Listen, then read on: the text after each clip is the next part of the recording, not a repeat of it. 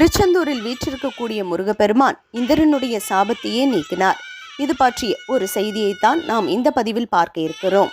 துர்வாச முனிவர் ஆகாய மார்க்கமாக பிரம்மன் உலகிற்கு போய்க் கொண்டிருந்தார். அப்போது இந்திரன் 4 கோடுகளை உடைய ஐராவதம் என்ற வெள்ளை யானை மீது பவனி வந்து கொண்டிருந்தார். அதை பார்த்து மனமகிழ்ந்து தன் கையில் இருக்கின்ற பூமாலையை இந்திரனுக்கு துர்வாச முனிவர் கொடுத்தார். இந்திரன் அம்மாலையை சிரசில் சூடாமல் வெள்ளை யானையின் மீது வைத்தான். அந்த யானை அம்மலர் மாலையை எடுத்து சிதைத்து சிதறி வீசிற்று. அதை கண்ட முனிவர் மிகவும் கோபமுற்று இந்திரனை பார்த்து, அறிவில்லாதவனே, நான் கொடுத்த பூமாலையை பொன்னுலகத்தை ஆளும் செருக்கினால் அல்லவா இவ்விதம் செய்தாய்? இந்த பாதகம் உன்னிடம் இருக்க பதியும் வாழ்க்கையும் அசுரர் பங்காகி சிறியோர்களைப் போல திரிய கடவாய் என்று சாபமிட்டார். அச்சாபத்தை கேட்ட இந்திரன் நடுநடுங்கி போனான். உடனே முனிவரை நோக்கி, தேவரீர் இச்சாபத்தை நீக்கி அருள வேண்டும் என்றான்.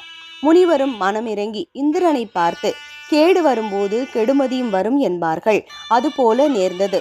வேலன் வளரும் திருச்செந்தூர் சென்று சண்முகன் பாதத்தை அன்புடன் வணங்குவாயாக.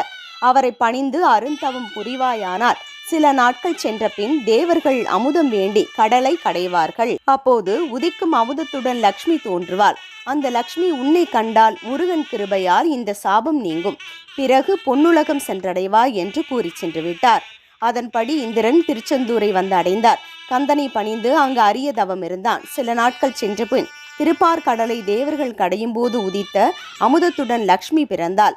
அவள் திருமுகத்தை இந்திரன் தரிசிக்கவே சாபம் நீங்க பெற்றான். முருகனின் கிருபையால் பொன்னுலகம் சென்று சகல சம்பத்துடன் அரசு புரிவான் ஆனான்.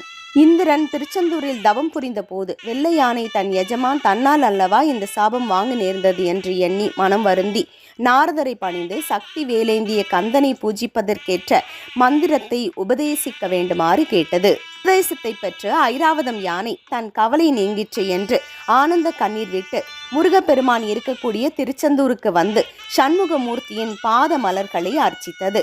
இவ்விதம் 5 நாட்கள் இரவும் பகலும் பூஜித்து குமார கடவுளின் பெருங்கருணையால் பாவம் நீங்கி தேவேந்திரனிடம் சென்று இன்பமாக வாழ்ந்து வந்தது.